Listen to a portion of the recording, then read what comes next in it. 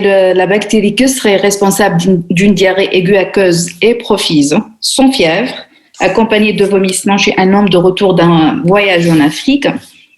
Quelle est la première étiologie que vous évoquez? ECET. Le ECET. Ah, le colis entérotoxinogène. Oui. Oui, enfin, c'est possible. C'est une étiologie à évoquer, mais c'est pas la première. Parce que, Vibrio choléré. oui, c'est vibrio choléré. Pourquoi? C'est une grande urgence thérapeutique. On a dit, mais les diagnostics, dans tout ce que vous allez voir, la première étiologie à évoquer, c'est toujours si elle a une urgence, si elle met en jeu le pronostic vital. Maintenant, je vais faire deux étiologies qu'on peut évoquer, qui m'a mais une diarrhée profuse avec un retour d'un voyage, ça veut dire une diarrhée à mécanisme toxinogène. C'est une bactérie qui sécrète une toxine qui donne une diarrhée liquidienne très profuse. Donc, puisque c'est sans fièvre, il n'y a pas d'invasion. Donc, les étiologies à évoquer devant ces fièvres-là, on a déjà vu, donc, c'est les Escherichia coli entérotoxinogènes. Donc, ce sont les Escherichia coli qui ont la capacité de sécréter une toxine dont que je vous ai dit, elle est quasiment la même. Elle ressemble énormément à la toxine qui est sécrétée par Vibrio cholerae, qui donne le choléra, et une autre bactérie qui est Staphylococcus aureus. Et je crois, vous avez vu déjà le matin, Kaola, Staph. Oui. Donc, c'est une bactérie normalement qui est responsable plutôt d'infections cutanées, de surinfection de plaies, d'infection de la peau, de la sous-muqueuse et qui peut être responsable de septicémie. Ok. Donc, mais quelques souches de Staph aureus pourraient être toxinogènes, responsables de diarrhée qui est plutôt éphémère. C'est une diarrhée qui se prononce 2 à 3 heures après avoir mangé quelque chose qui est sucré généralement et qui est secondaire à la multiplication du staph dans les aliments.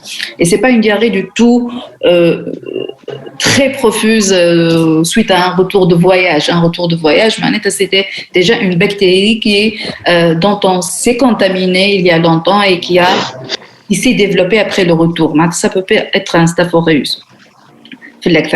Et puisque, en fin de compte, comme on doit évoquer une étiologie qui est la plus grave, qui est dans le traitement, il est urgent, on doit privilégier les plus graves. Donc, c'est choléré plutôt Houni qui est le plus important, bien que Escherichia coli entérotoxinogène est valable aussi. Mais puisque le choléra, c'est une grande urgence, il faut l'évoquer au premier et l'éliminer. Les étiologies vous pouvez imaginer pourquoi c'est une grande urgence, le choléra? Déshydratation. Oui, parce que c'est déjà une urgence thérapeutique. En absence de traitement, elle peut évoluer vers la mort par la déshydratation. C'est une diarrhée extrêmement profuse. On peut perdre une dizaine de litres en quelques heures. Donc, c'est très urgent de la traiter par une réhydratation simple. Enfin, une deuxième cause, pourquoi c'est une grande urgence? Oui, parce qu'il y a un grand risque d'épidémie et donc ce patient-là peut la transmettre chez d'autres patients. Donc, on doit faire une enquête rapidement autour de ce patient pour circonscrire ou limiter la diffusion de cette infection. Donc, c'est pourquoi devant toute diarrhée au retour d'un voyage, il faut évoquer le choléra. Comme on peut évoquer aussi le paludisme, mais ici, ce n'est pas le cas parce que c'est une diarrhée sans fièvre. Donc, c'est ça, grosso modo, c'est tout. Devant toute diarrhée au retour d'un voyage profuse sans fièvre, il faut évoquer le choléra, d'autant plus que le séjour est en Afrique dans une zone endémique. Donc, c'est pourquoi c'est important. On n'a pas de choléra, c'est vrai, mais c'est une pathologie des voyageurs. Donc, tout médecin est censé connaître un peu l'épidémie du choléra. Donc, l'évoquer devant tout voyage lors d'un retour après un retour d'un pays qui est endémique de choléra. Donc, c'est ça pourquoi on enseigne le choléra. En Tunisie, on n'en l'a pas depuis 80, mais quelques cas d'importation ne peuvent pas être éliminés, d'autant plus qu'il y a un an ou 2 ans, en 2018, il y avait une épidémie dans un pays très proche, ou à l'Algérie. Donc, le choléra ne peut jamais être éradiqué. Tout médecin, il est censé le connaître. D'autant plus que le déclenchement d'une épidémie, c'est très grave dans un pays qui n'est pas du tout au contact du choléra. Maintenant, immunité contre le choléra. Bien, un petit rappel quant au diagnostic ou la physiopathologie des diarrhées. De grands types physiopathologiques existent qui entraînent une diarrhée par les bactéries. C'est le mécanisme toxinique ou le mécanisme entéro-invasif. On l'a déjà vu hier, mais on va les rappeler. Le mécanisme toxinique, il est dû principalement à ces 3 bactéries, le choléra, le Staph aureus, qui est plutôt une diarrhée très brève après avoir été contaminé par un produit généralement lacté sucré, et les Escherichia coli entérotoxinogènes qui quasiment sont les mêmes que Vibrio cholerae, donnent un syndrome cholérique mais beaucoup moins grave que le choléra. Donc ces bactéries, comment elles font? Enfin, elles font juste une adhésion simple sur les entérocytes, donc elles doivent avoir un gène, une adhésine de quoi leur permettant qui leur permet de se fixer sur les entérocytes. La première étape de l'infection, c'est une fixation. Et toute bactérie qui pénètre dans notre corps et ne peut pas se fixer sur une cellule particulière de notre corps, elle va passer quelques jours et sortir sans pouvoir infecter. La première étape de l'infection, il y a l'adhésion. Et d'ailleurs, la quasi-totalité des bactéries qui pénètrent dans notre corps et sortent, comme les virus, ne trouvent pas une cellule où elles se fixent, donc elles ne peuvent pas infecter. Donc, ils ont une adhésine qui lui permet de se fixer. Cette fixation va déterminer le site de l'infection. Il a les adhésines qui se fixent sur les entérocytes, donc il va se fixer, puis il va sécréter une toxine qui, elle va diffuser dans la cellule et va inhiber les canaux ioniques. On a le mécanisme. Donc, elle va inhiber l'absorption d'eau de façon qu'on va pas du tout absorber l'eau qu'on va manger. Non plus, on va sécréter aussi l'eau qu'on a. Donc, on va se vider. C'est pourquoi les selles deviennent comme de l'eau. Des selles liquidiennes abondantes. Alors que les mécanisme entéro-invasif, comme leur nom l'indique, il y a une invasion, il y a une pénétration des bactéries à l'intérieur de ces cellules épithéliales. Elles vont se propager d'une cellule à une autre en polymérasant les canaux les filaments d'actine. Elles vont aussi pouvoir passer dans la sous-muqueuse et ainsi déclencher une réaction inflammatoire très intense. Elles vont recruter les PNN et donc on va avoir une réaction inflammatoire très intense. Les cellules épithéliales vont être détruites, elles vont être éliminées dans les cellules. C'est la lumière colique et en plus avec l'élimination des macrophages et des globules rouges suite à l'inflammation. Donc tout ça va être vu dans les selles de façon qu'on va avoir des selles glérosanglantes. Il y a de la glaire qui est le mucus et les cellules épithéliales détruites. Il y a du sang qui est le témoin de l'inflammation. Aussi les globules blancs, on va les voir au microscope à l'examen direct. Donc ça, le fait qu'on voit des globules blancs, des globules rouges dans un examen direct de coproculture, c'est le témoin d'un mécanisme invasif, qui sont des diarrhées beaucoup plus graves que celles toxiniques, où il n'y a ni globules blancs ni globules rouges, il n'y a que des selles liquidiennes, presque de l'eau. Mais déjà, le choléra, il y a les selles aspect odorie, presque afécal, il n'y a que de l'eau. En plus, tu secrètes ton eau. Et ça va être très rapide. Et le choléra. C'est plutôt les selles afécales. Il n'y a pas de sel, les cas les plus graves, mais surtout il y a de la glaire. Parfois la glaire, voilà l'aspect interne. C'est du mucus. Et des globules rouges sanguinolentes. C'est l'aspect quasiment des diarrhées glérosanglantes. C'est clair dans les mécanismes et demain. أيوة واضح يا مدام. Ah, d'accord. Donc déjà, le Escherichia coli entérotoxinogène, c'est quasiment qui m'a vibrio choléré. Il a la même chose. Il a acquis la toxine du choléra, une toxine colérique. Ou l'entéro-invasif, le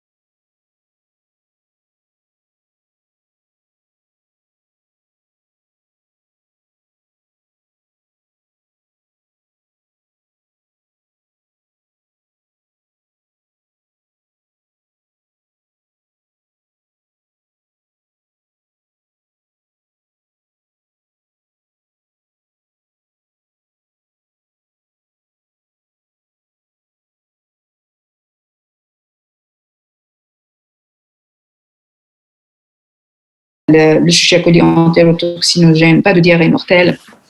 C'est une diarrhée qui peut se résoudre spontanément. Ou les virus aussi, la quasi-totalité des virus donnent des diarrhées aussi de toxinogènes.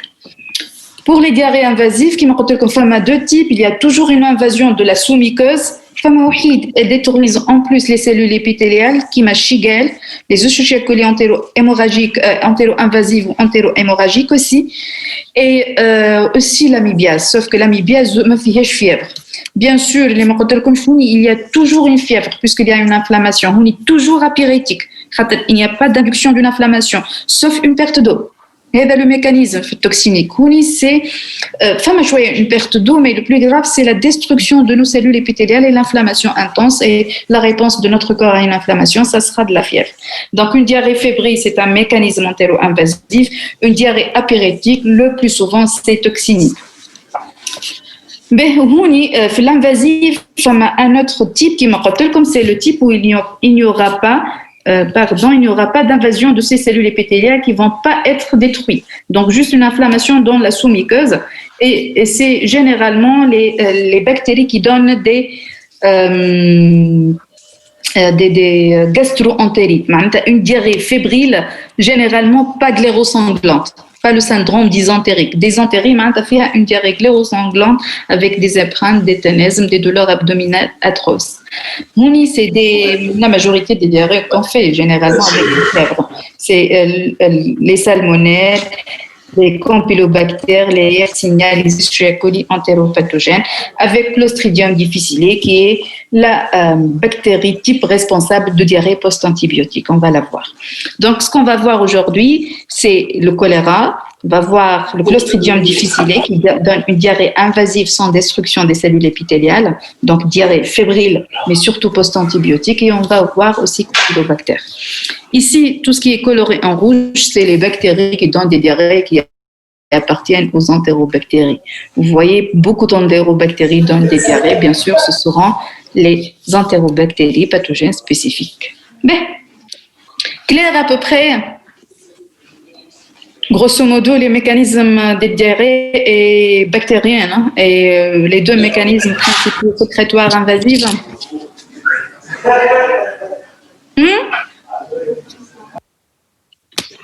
تبا ولا عيبي وكم توشي الفطور ولا مازالتو Là, on est bien installé, Amérique. D'accord. Mais allez, on continue. Pour un petit aperçu bref sur le diagnostic bactériologique des diarrhées. En fin de compte, vous voyez, on a au moins 13 agents pathogènes ici qui sont responsables de diarrhée. On ne peut pas les chercher tous lors d'une diarrhée. D'ailleurs, la coproculture ou la recherche de tels agents ne sont pas de recherche systématique. Et le copro déjà, elle n'est pas de recherche systématique devant toute diarrhée. Et d'ailleurs, on a tous fait des diarrhées qui sont résolues rapidement à elles seules, après 48 heures, généralement.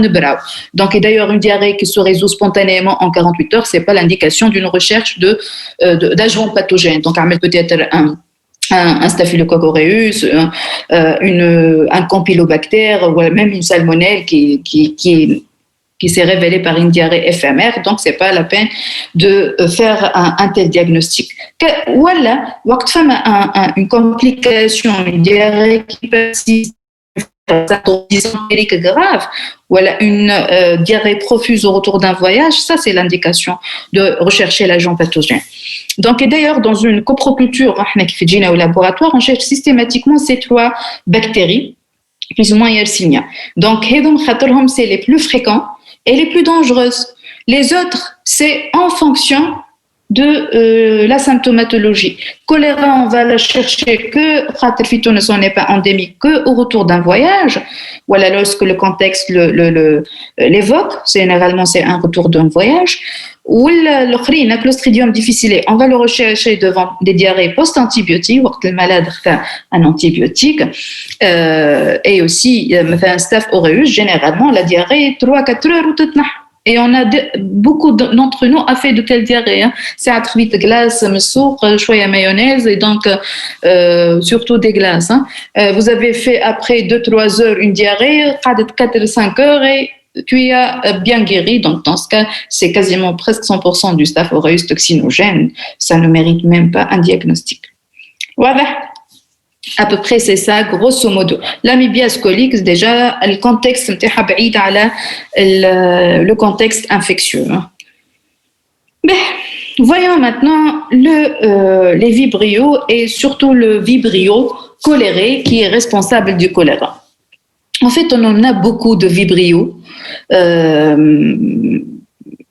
Dans la famille des Vibrionaceae, qui est une famille très proche des entérobactéries, il y en a le vibrio choléré et d'autres espèces de vibrio. Le vibrio, c'est le genre, choléré, c'est l'espèce.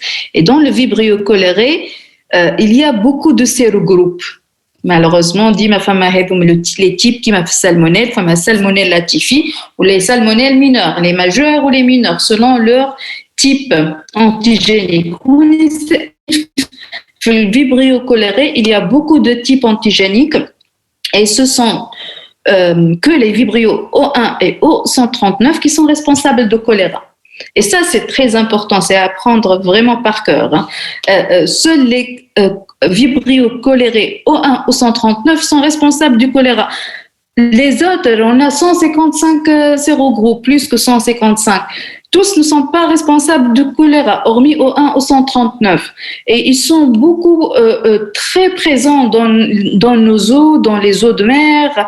On peut en trouver en clinique, même dans les surinfections de plaies, après avoir mangé parfois des fruits de mer. On peut même se contaminer par ces vibrios. Ils ne donnent pas du choléra. Et donc, quand on isole un vibrio choléré, ça signifie jamais un choléra phytourne, et on isole beaucoup de vibrios cholérés. O1 ou 139. Donc, c'est pourquoi, si on a isolé un vibrio choléré au laboratoire, c'est systématique de faire le sérogroupage. Il a O1 ou 139, c'est du choléra. Non O1 ou 139, c'est pas du choléra. Donc, pour femme à vibrio choléré, il y a non O1, non O139, il y a O1 ou 139. Il a O1 ou O139, c'est du choléra. Voilà. Claire? Vous suivez? Oui, c'est clair. Ok. Donc, on est obligé. Pour le choléra, c'est pas n'importe quel vibrio, c'est le O1 ou 139. Les autres vibrios sont très présents, comme surtout dans les eaux de mer, dans les fruits de mer. Allophile, la salinité. Allotolérant, il tolère des concentrations élevées en sel. Allophile, ils aiment. Ils ne peuvent vivre que dans des concentrations très élevées en sel, qui mettent dans les eaux de mer ou les fruits de mer. C'est les autres vibrios. pour le choléré, c'est une espèce allotolérante, معناتها juste elle tolère les eaux de mer ou les واحد, sinon elle n'exige pas pour sa vie d'être dans une eau salée. Ben, donc, voyons les agents responsables du choléra, le O1 au 139. Donc, on va voir une petite vidéo qui illustre vraiment le choléra. Comme l'autre, on te dit. Pour le récit, le choléra existe. تحبوا تتفرجوا عليها ولا؟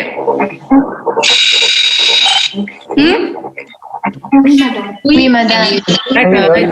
Oui, madame. Ensemble. Selon de nombreux récits, le choléra existerait en Inde depuis l'Antiquité et serait né dans les eaux chaudes et saumâtres du golfe du Bengale.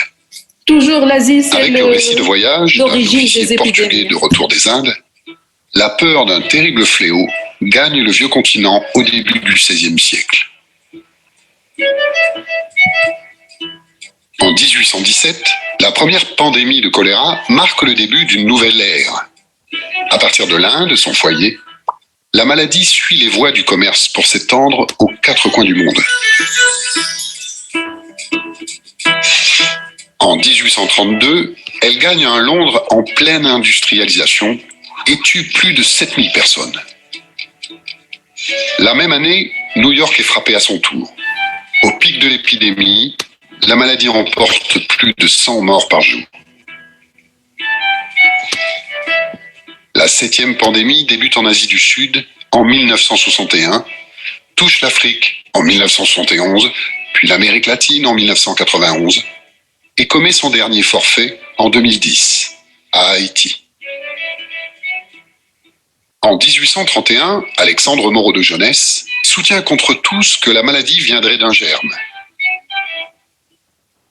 En 1849, le médecin John Snow, fondateur de l'épidémiologie moderne, soupçonne que la maladie se propagerait à travers le réseau de distribution des eaux. 3 ans plus tard, par précaution, Londres décide que l'eau de la ville sera filtrée par du sable avant d'être distribuée. Une méthode qui prouve son efficacité encore aujourd'hui. Dès la seconde moitié du XIXe siècle, de nombreux savants de toutes nationalités se penchent sur le bacille virgule, le vibrio cholérique, responsable du choléra. En 1854, l'Italien Filippo Pacini isole le bacille. 30 ans plus tard, Robert Koch, le célèbre découvreur allemand du bacille tuberculeux, s'attire tout le mérite en démontrant que le bacille en forme de virgule est la cause de la maladie. Les premiers soins efficaces sont l'œuvre de l'anglais Leonard Rogers, qui développe en Inde l'hydratation d'un sérum par intraveineuse. Le taux de mortalité chute de manière spectaculaire. À la même période, à Marseille, la javélisation de l'eau stoppe la propagation de l'épidémie. Un siècle plus tard, dans les années 50, les biologistes démontrent que le bacille produit une toxine. Cette découverte permettra le développement de la thérapie par réhydratation orale, la plus répandue aujourd'hui.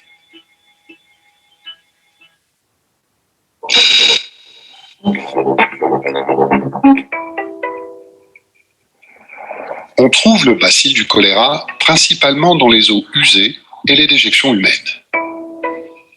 La maladie se déclenche dans les zones où l'hygiène est précaire, ce qui lui vaut le surnom de maladie des mains sales. Chaque année, on estime que le choléra touche entre 3 et 5 millions de personnes et en tue environ 100 000. Le choléra frappe par pandémie, touchant une large zone géographique. L'humanité en a connu 7. La dernière, qui a débuté en 1961, est toujours active. Aujourd'hui, le choléra est endémique, c'est-à-dire qu'il sévit en permanence dans de nombreux pays. Mais les données statistiques restent floues. L'OMS, l'Organisation mondiale de la santé, estime que les cas de choléra rapportés par les États ne représentent que 5 à 10% de la réalité. Ainsi, l'Inde et le Bangladesh, qui devraient avoir le plus grand nombre de cas annuels, ne déclarent pas leurs chiffres à l'OMS. En 2012, les pays les plus touchés étaient Haïti, la Sierra Leone, la République démocratique du Congo et la Somalie. L'Afrique et l'Asie de l'Est sont les principaux foyers de la maladie où l'on trouve les taux de létalité les plus élevés, c'est-à-dire le pourcentage de morts par rapport au nombre de malades. Les conflits et les mouvements de masse de réfugiés favorisent les épidémies. On estime qu'en 1994, le choléra a, en quelques semaines, tué près de 25 000 réfugiés rwandais au Congo. Récemment, le cas d'Haïti a fait couler beaucoup d'encre. Aucune trace du bacille, le vibrion colérique, n'avait été enregistrée à Haïti depuis au moins 100 ans. En 2010, 9 mois après le séisme qui touche Port-au-Prince, une épidémie se déclare dans le nord du pays.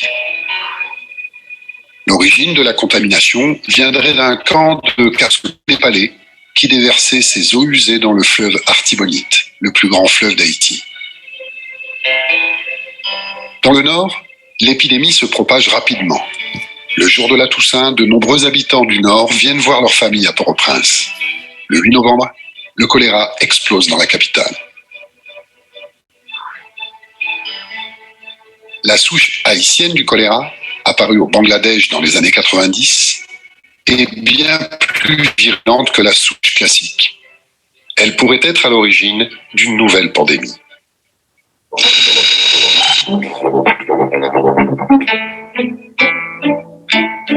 Le vibrion colérique, Vibrio cholerae, est une bactérie en forme de virgule responsable du choléra. Extrêmement mobile, comme la plupart des vibrions, il se déplace et se multiplie dans l'eau à toute vitesse. Le vibrion se cache dans les selles des porteurs sains, des malades et des convalescents. Il peut vivre ainsi à l'abri de 7 à 14 jours. Dans les régions du monde où le choléra frappe régulièrement, le nombre de porteurs sains est beaucoup plus important que celui des malades.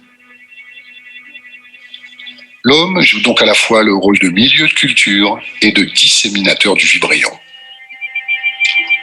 En buvant de l'eau contaminée par des déjections humaines, on ingère sans le savoir une armée de vibrions dans notre estomac. Si dans la majorité des cas, les personnes porteuses du vibrion ne présentent pas de symptômes, c'est que le bacille a été détruit par la barrière acide de l'estomac, ou que le système immunitaire a rempli son rôle.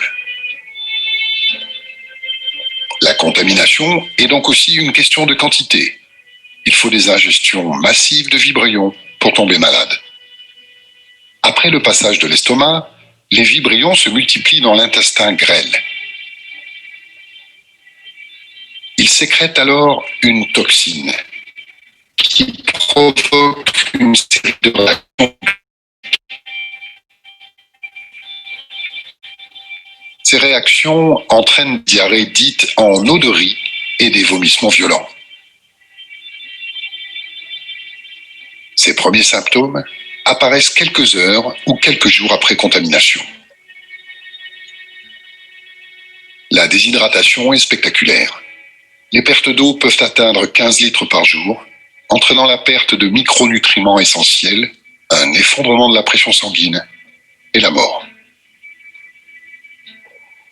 Comme le bacille ne séjourne qu'un temps dans l'organisme de sa victime, l'objectif pour le médecin est moins de s'attaquer au vibrion que de réhydrater son patient en urgence. Le malade récupère à une vitesse vertigineuse.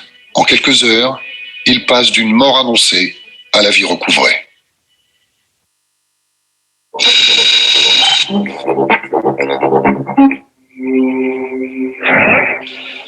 Le choléra est une maladie facile à traiter, mais elle frappe si vite et si fort que le défi du médecin est d'être plus rapide qu'elle. Sans traitement et dans... Vous voyez comment il perd son eau même avec les vomissements. C'est quasiment les mêmes choses, les mêmes pertes en diarrhée. C'est clair?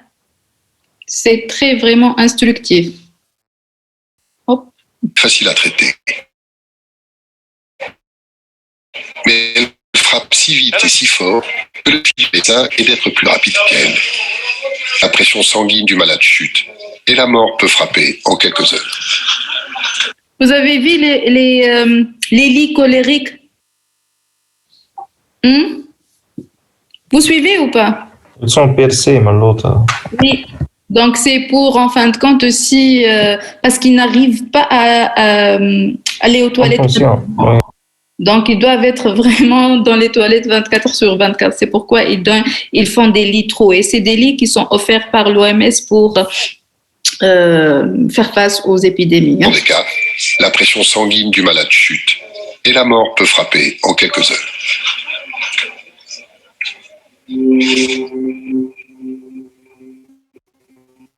Là, on a un patient qui vient de nous arriver dans un état plutôt léthargique. Maintenant, on vient de passer une voie veineuse. Il commence à réouvrir les yeux. Mais à l'arrivée, il a maintenant toujours les extrémités très froides et on n'arrive pas à percevoir le pouls. Dès le déclenchement d'une épidémie, il faut installer un ou plusieurs centres de traitement du choléra, les CTC. Un CTC comporte 3 zones principales, l'observation, l'hospitalisation et la convalescence. Le parcours fléché organise l'entrée des malades et des accompagnants. Une zone est réservée au personnel avec blanchisserie et fourniture, une zone pour gérer les déchets et une autre enfin pour les corps. Dans ces CTC, de l'eau chlorée est disponible en abondance pour laver le sol, les mains et les chaussures. Entre l'entrée et la sortie du centre, le patient suit un circuit balisé pour éviter une nouvelle contamination. Le traitement repose sur la réhydratation. Avec les sels de réhydratation orale, 80% des patients guérissent. Quand la déshydratation est trop sévère, il faut perfuser les malades. L'amélioration est perceptible au bout de quelques heures et la guérison sans séquelles est obtenue en quelques jours. En parallèle des soins, il faut un environnement assaini, latrines propres et eau potable chlorée principalement.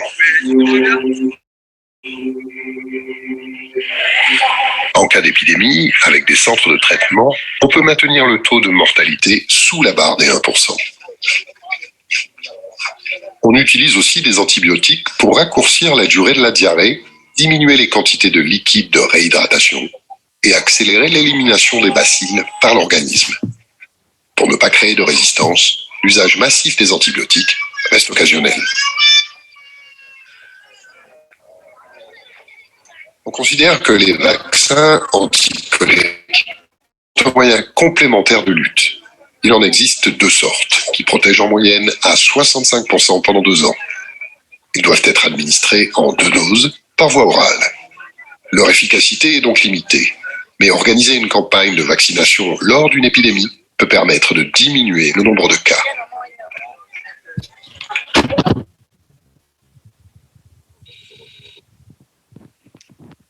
Donc, vous avez suivi la vidéo? Elle a vraiment récapitulé les principaux points d'intérêt dans le choléra. Donc, on va voir grosso modo maintenant les caractéristiques de cette bactérie, de sa pathologie, sachant que vous avez vu dans la vidéo presque les points les plus importants. Donc, quel est le réservoir de cette bactérie? Les eaux. Oui, c'est quasiment l'eau, mais en fin de compte, c'est une bactérie. Oui, matière fécale. Donc oui. Son vrai réservoir, c'est l'homme. C'est l'homme qui contamine l'environnement. Et il peut vivre dans l'environnement, mais son lieu de vie habituel, c'est notre corps. Donc, son éradication est possible, sauf que, en fin de compte, la quasi-totalité de l'environnement humain dans la planète est contaminée. Les eaux de la planète fréquemment sont contaminées par le choléra, surtout dans les pays à niveau d'hygiène très bas. Donc, mais ça n'empêche, le choléra vit chez l'homme et il peut survivre dans les eaux particulièrement salées, donc dans les eaux, dans les fruits de mer. Et surtout dans les eaux saumâtres, hein, tu as les eaux qui ont eu un degré de salinité inférieur, plutôt supérieur à celui de moins saline, disons que l'eau de mer. Un degré de sel, une concentration en sel beaucoup moins élevée que celle de l'eau de mer. Et puis l'eau saumâtre, c'est l'eau de vie idéale pour cholérer. Donc, le vibrio choléré peut infecter l'homme, le plancton, les mammifères aquatiques, les fruits de mer, où toutes les réponses sont justes.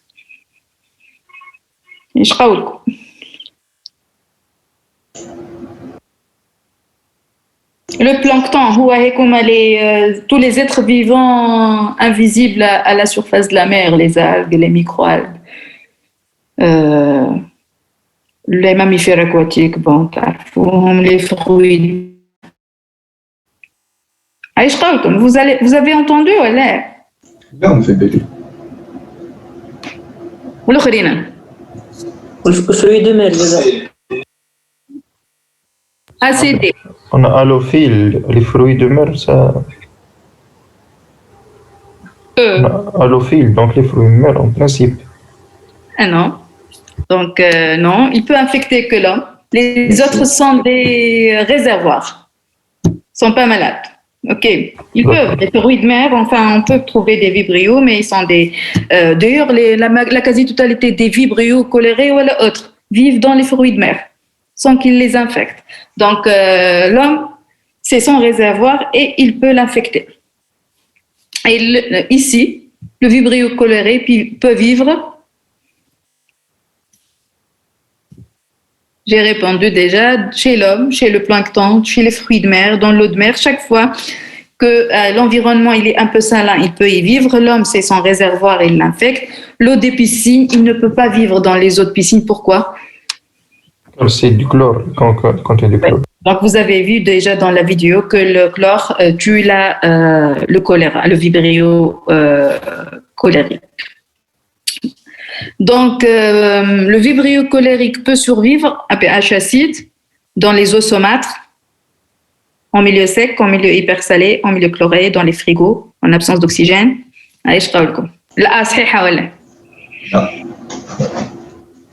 Non.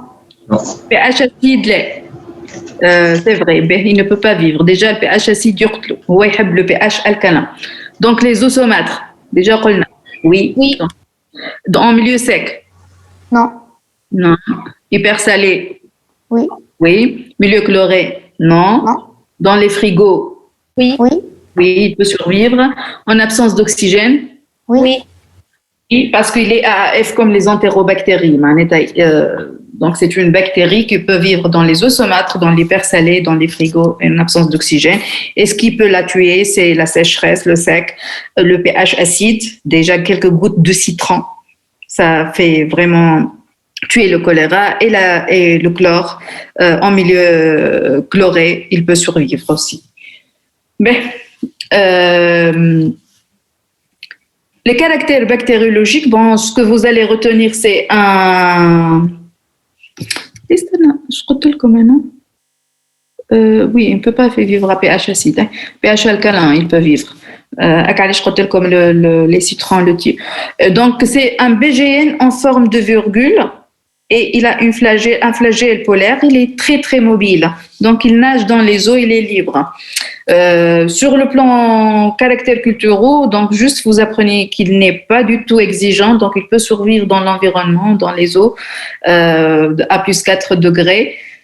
Sauf qu'il est tué par l'acidité, donc c'est pourquoi quand on veut l'isoler au laboratoire, de préférence, on lui donne un milieu alcalin tolérant, donc on lui donne du sel, donc pour l'isoler. Mais vous n'avez pas à apprendre ça parce que ce que vous devez apprendre, c'est ces caractéristiques-là qui permettent en fin de compte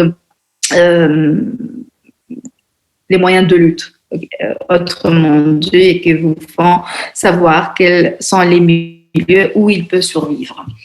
Donc, ainsi, il peut tolérer les températures entre 10 et 43 degrés et peut même survivre à 5 degrés. pH optimum, c'est 7, mais il aime les alcalins. Il est tué par l'acidité. Et c'est pourquoi notre estomac, franchement, tue la quasi-totalité des vibrions qui pénètrent dans notre corps et qu'on avale. Et si on a un pH alcalin, si on est sous IPP, le choléra peut nous infecter plus facilement. Donc, on a intérêt à garder un estomac acide, un pH acide.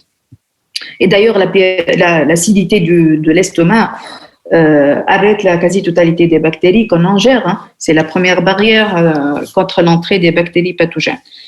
Donc, ils poussent en présence ou en absence d'oxygène, comme les entérobactéries, elles s'en fichent. Et les eaux saumâtres, les estuaires. En fin de compte, l'estuaire, c'est la... les eaux d'estuaire.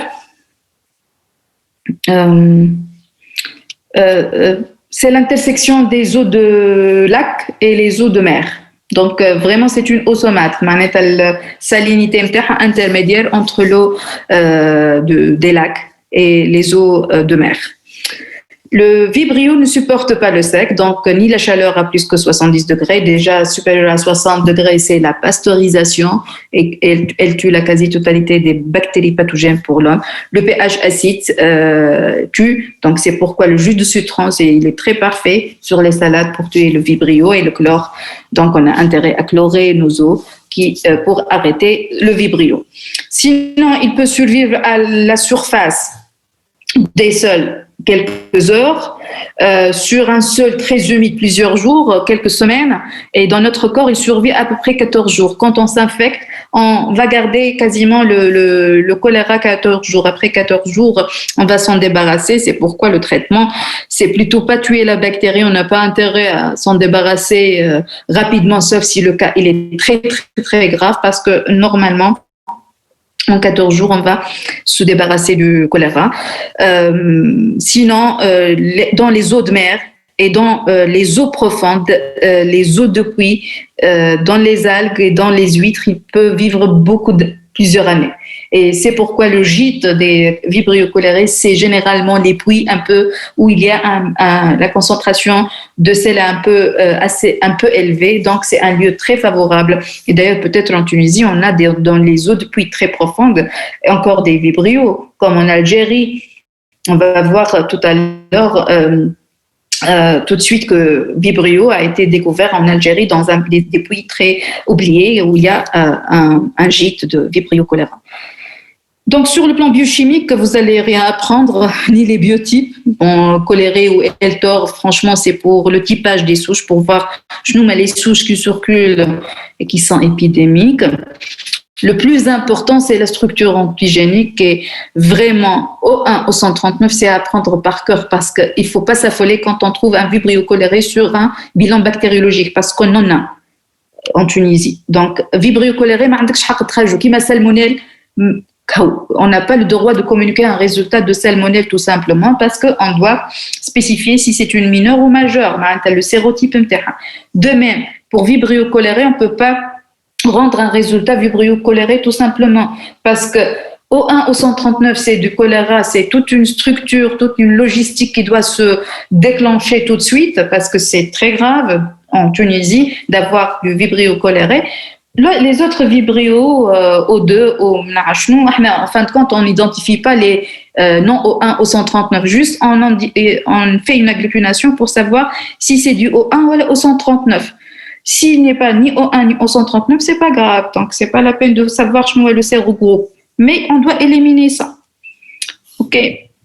Donc, pour les autres, au sein du O1, il y a beaucoup de sérotypes sur d'autres marqueurs antigéniques, Ogawa, Inaba et Kojima. Ça, c'est pas votre apanage. Donc, juste, il faut savoir que O1 au 139, c'est le choléra. Sur le plan virulence, pourquoi cette bactérie-là, ce vibrio choléré, a un pouvoir de déclencher une diarrhée. Il y a deux facteurs de virulence. L'un est majeur, c'est la toxine cholérique, qui est une entérotoxine, et il a aussi des facteurs extracellulaires qui lui permettent d'adhérer et d'atteindre les cellules épithéliales pour se fixer. Donc, grosso modo, la toxine cholérique, elle est composée de deux sous-unités, une sous-unité A et une sous-unité B. La sous-unité A est formée de deux sous-unités A1, A2 et la B de 5 sous-unités. La sous-unité B, elle permet la fixation de la toxine à sa cible et la sous-unité A a l'activité. Les toxines AB, ils sont de deux types. Ils sont nommés ainsi parce que la sous-unité A a l'activité ou le B a la fonction de binding, de fixation. Donc, sous-unité B, c'est binding, c'est la fixation. A, activity, donc elle code pour l'activité. A2, elle permet le franchissement, et A1, c'est elle vraiment qui code pour la vraie activité. Elle va stimuler l'adénylcyclase, elle va augmenter l'AMP cyclique, et elle va stimuler les canaux ioniques. Donc, grosso modo, c'est ça la physiopathe. On ingère du choléra.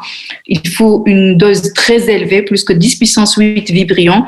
Pourquoi? Parce que moins de 18, généralement, ils vont être arrêtés par l'acidité gastrique, et les gens qui sont sous IPP inhibiteurs de pompe à proton, ils ont une alcalinité gastrique, donc ils sont plus vulnérables au choléra. Les quelques vibrios qui passent dans l'intestin, surtout dans l'intestin grêle, ils vont avoir leur bonheur parce que c'est alcalin et ils vont se multiplier rapidement. Et ainsi, il va, via les mucinases, les protéases, détruire cette couche de mucus qui enveloppe les cellules épithéliales. Il va ainsi pouvoir se fixer sur les cellules épithéliales et sécréter la toxine qui, elle va s'attaquer à son récepteur membranaire via la sous-unité B, binding, qui est son récepteur sur les cellules épithéliales, c'est les gangliosides membranaires, GMB, et la sous-unité A et A2 vont pouvoir ainsi pénétrer, une fois elle a fixé via la sous-unité B, elle va pénétrer dans la cellule, et c'est la sous-unité A1 qui va stimuler l'adénylcyclase et augmenter la concentration en AMP cyclique, laquelle va inhiber les canaux Na+, qui absorbent le sodium. Le MA, c'est du sodium et de l'eau, donc on absorbe l'eau via le sodium. Si on ne peut pas absorber le Na+, donc on ne peut pas du tout absorber l'eau qu'on a ingérée, et en plus on va sécréter le chlore, et avec le chlore on va aussi sortir l'eau. Donc on ne va pas absorber l'eau qu'on ingère, et en plus on va sécréter l'eau qu'on a. Donc c'est pourquoi on va se vider de notre tout en totalité, on va se déshydrater. On ne peut pas ingérer, on ne peut pas tout absorber, et en plus on sécrète l'eau, on va se vider de notre eau. Donc, les étapes. Et c'est pourquoi la diarrhée, c'est une diarrhée liquidienne abondante, sans aucune trace ni de globules blancs ni de globules rouges. OK. Donc, le vibrion va pénétrer. J'espère qu'elle va... Donc, il va pénétrer dans notre tube digestif. Il va sécréter la toxine qui, elle va adhérer le ganglioside membranaire vu à la sous-unité B. La sous-unité A2 va franchir la membrane. A1, elle va stimuler l'adénylcyclase, laquelle transforme l'ATP en AMP cyclique, et l'AMP cyclique va stimuler les canaux ioniques, ou elle a stimuler les canaux chlore, inhiber les canaux Na+, et ainsi on va se vider de notre eau et de nos électrolytes. C'est clair, physiopathe? Est-ce que c'est vraiment apprendre la physiopathe? Physiopathe? Oui. Bon, c'est une structure, il va sécréter une toxine qui, elle va stimuler l'AMP cyclique et les canaux ioniques. Les toxines qui sont responsables de diarrhée font de telles choses. L'action sur les canaux ioniques. D'accord. Bon, sous unité B, là, mais la toxine en elle-même, qu'est-ce qu'elle fait? Elle stimule l'AMP cyclique, et laquelle elle va inhiber les canaux ioniques, oui, d'absorption. Mais sinon, qu'est-ce que je t'arrive une diarrhée aqueuse? Donc, pas la sous-unité A ou B, bon, peut-être c'est pas la peine, mais qu'est-ce qu'elle fait en elle-même? Je nous mets les voies qu'elle inhibe, oui. Du moins, le traitement, ça sera quoi? Traitement inhibant les D'après canaux. cette physiopathe, qu'est-ce qu'on doit faire pour contrecarrer? Inhiber les canaux, enlever les toxines. Compenser la perte d'eau. On n'a pas les moyens d'agir sur nos canaux. Il n'y a pas de médicament qui va inhiber les canaux Na+, rétablir l'activité des canaux Na+. Autrement dit, la vésicule, elle agit sur plusieurs canaux autres que le canal ionique. C'est une molécule qui régit tous nos métabolismes. Donc, c'est évident qu'on ne peut pas agir sur l'AMP cyclique. Ce qu'on peut faire, c'est rétablir toute cette eau, les ions qu'on va perdre. Et c'est le traitement le plus efficace. Et en plus, je vous ai dit que le vibrion ne va pas rester longtemps dans notre corps. Donc, les antibiotiques sont efficaces pour diminuer le nombre de bactéries. Mais dans tous les cas, la bactérie va disparaître dans les 2 jours, presque en 7 jours. Donc, l'action immédiate, c'est de rétablir. Tu traites immédiatement, c'est que tu dois enlever le toxine qui est fixé. Mais c'est déjà fixé. Donc, ça y est, tu ne peux plus, une fois révélé la diarrhée, mais ta toxine, elle est fixée. Ce que tu peux faire, et le mieux, le plus efficace, c'est de rétablir l'eau qu'on a perdue. C'est spectaculaire, déjà, comme vous avez vu dans la vidéo. Les antibiotiques peuvent aider, du moins, arrêter la multiplication du virus et la fixation de nouvelles toxines. Sinon, si le traitement par réhydratation, surtout orale, peut suffire, c'est vraiment pas la peine de donner des antibiotiques parce qu'ils vont faire qu'augmenter la résistance aux antibiotiques. Donc, le but, c'est de diminuer le moins la consommation d'antibiotiques. Si ce n'est pas utile et si la réhydratation, ça suffit, vraiment, ça ne sert à rien. Si on est obligé vraiment de passer vers la voie intraveineuse, la gravité est extrême, donc on peut ajouter des antibiotiques pour diminuer la charge des bactéries, diminuer l'excrétion des bactéries. Mais ça ne va pas stopper la diarrhée en elle-même. La diarrhée, la toxine, elle se lève, l'effet, à peu près de 14 jours. C'est clair, à peu près. Ben, quel est le signe clinique d'un syndrome cholériforme? Fièvre, ténèse, diarrhée aqueuse, déshydratation, vomissement. كاين البي غلطة كاين البي والآ البي والآ غالطين. Donc, oui, on a des diarrhées aqueuses, liquidiennes, déshydratation bien sûr, vomissement, oui. Pourquoi le vomissement en fin de compte? علاش؟ خاطر on perd du potassium. Bon, l'eau en lui-même, la déshydratation, tatique, vomissement, surtout pas l'hypocalémie. L'hypocalémie, tatique, des vomissements. Donc, c'est un cercle vicieux. Donc, quand tu perds de l'eau, tu as l'hypocalémie va faire des vomissements qui va accentuer la perte d'eau. Donc, c'est pourquoi, les diarrhées simples, mouche colérique, il faut vraiment corriger la perte en potassium pour diminuer les vomissements. Et c'est pourquoi on donne souvent de Coca-Cola, en potassium. Donc, diarrhée, c'est vraiment béhib, je t'attire aller. Coca, c'est pas de la propagande. واضح فهمتوني؟ Oui. Ok. Donc, fièvre, c'est le syndrome dysentérique. Ténèsme aussi. Donc, c'est pas les diarrhées du choléra, les diarrhées liquidiennes. Par contre, un fièvre, une syndrome dysentérique peut donner quoi? Ténèsme et prente. Hein? Fièvre. Vomissement. Oui. Douleur abdominale, tout ça est présent dans le syndrome dysentérique. Ok. Donc, c'est pourquoi le pouvoir pathogène. Choléra, c'est une toxi-infection intestinale strictement humaine. Typiquement, on aura une diarrhée profuse, des vomissements aussi très abondants et absence de fièvre. L'absence de fièvre, c'est capital. On peut avoir une fièvre à la fin lorsqu'il y a une déshydratation majeure.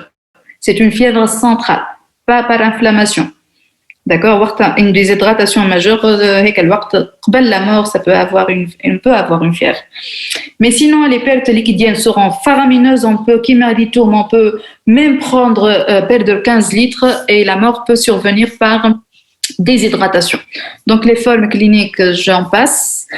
Une diarrhée suivie de vomissements qui tue les adultes en quelques jours est presque toujours un choléra. Ma femme a diarrhée autre que le choléra qui peut tuer un adulte immunocompétent. Si on attrape un choléra, on peut mourir. Il n'imagine pas qu'un adulte peut mourir d'une diarrhée. Oui, le choléra peut tuer parce qu'on peut se vider de son eau en quelques heures. Donc, vous voyez, c'était des tableaux peints au XXe siècle d'une femme, son portrait en quelques heures, comment il a changé par le choléra. Donc, vraiment, c'est des images typiques. Ça, le Bangladesh, le choléra en 1970, c'est O139 qui circule actuellement et qui menace la Terre d'une pandémie aussi. Donc, vous voyez comment les images des personnes deviennent en quelques heures. C'est faramineux comment on peut se vider de notre eau. Et voici comment on peut faire face à une épidémie de choléra.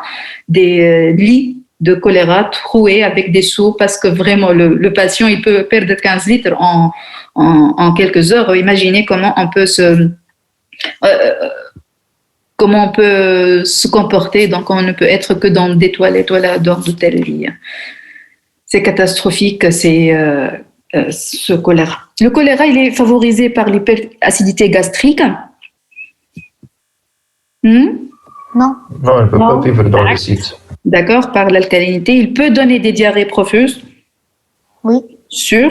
Il peut entraîner le décès en moins de 24 heures. Oui. Oui. En quelques heures, même en 6 heures. Donne une fièvre à 40. Non. Non. Jamais. C'est une maladie strictement humaine? Oui. Oui, d'accord. Donc, c'est une diarrhée profuse qui peut tuer un adulte en quelques heures et c'est une maladie strictement humaine. L'immunité, malheureusement, l'immunité elle est de courte durée, 2 ans quasiment. C'est pourquoi on n'arrive pas à éradiquer le choléra. Non plus, le vaccin ne serait pas efficace. Donc, une immunité que de 2 ans qu'on peut avoir. Donc, c'est pourquoi les vaccins, c'est dédié que pour les zones endémiques.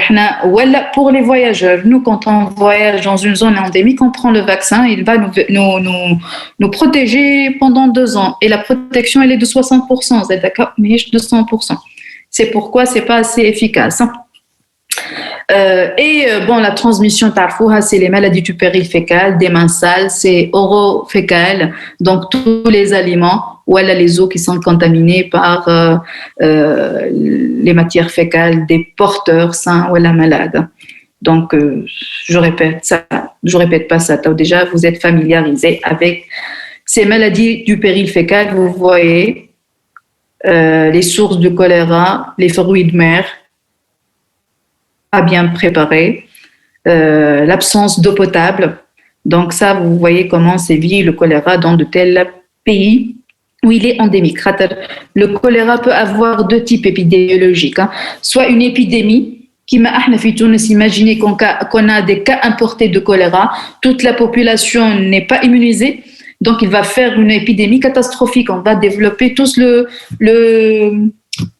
choléra, exactement, qui m'a le coronavirus. Il a attaqué une population mondiale qui n'a aucun contact avec le corona, donc il a fait une grande pandémie. Alors que, تعرفوا الفرق بين pandémie et épidémie, hein? ولا شنو الفرق؟ Oui. C'est le mondial. Oui, planétaire. La pandémie, elle touche plus qu'une épidémie, qui touche plus que 3 continents. Donc, ça, la définition d'une pandémie. Donc, sur le endémique, c'est une épidémie toute l'année, ok. Donc c'est quelque chose qui se poursuit toute l'année. Donc le corona je dois endémique dans les années à venir, ok. Donc c'est que ça va persister pendant toutes les années et le nombre de cas vraiment qui m'ahouni les pays qui sont endémiques, les pays du sud de l'Afrique centrale, du sud-est asiatique sont endémiques de choléra. Toute la population elle est infectée. Donc elle se réinfecte tous les 2 ans. L'immunité à 2 ans. Donc, par les 2 ans, il y a une infection. Ça ne sera pas grave. Donc, il faut un rappel vaccinal. Donc, les sujets âgés ne vont pas développer du choléra, des formes quasi asymptomatiques. Ce sont que les très jeunes qui vont développer le choléra. Voilà les âgés. C'est la forme endémique. où la vaccination peut jouer un rôle. Bon, vaccination surtout, elle est très efficace pour contrecarrer les épidémies. Donc, la répartition géographique, c'est un peu de l'historique. À peu près, on a vécu 7 pandémies. La première, c'était déclenchée toujours en Inde. C'est toujours l'Inde ou le sud-est asiatique où est la source des épidémies, malheureusement, et pandémies dans le monde.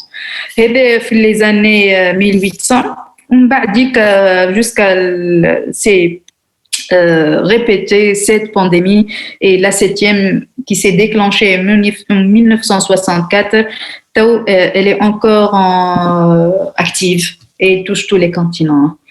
Actuellement, on déclare à l'OMS 4 millions de cas, ou minhum à l'aqal 100 000 morts chaque année par le choléra. Et ces chiffres sont sous-estimés. En Tunisie, on n'a pas depuis 80, mais quand même, on n'est pas à l'abri de cas importés. Ou les pays limitrophes, ils sont à risque. Malheureusement, dans le monde, on a plus que 2 milliards de patients qui n'ont pas l'accès à une eau potable, non plus à un assainissement ou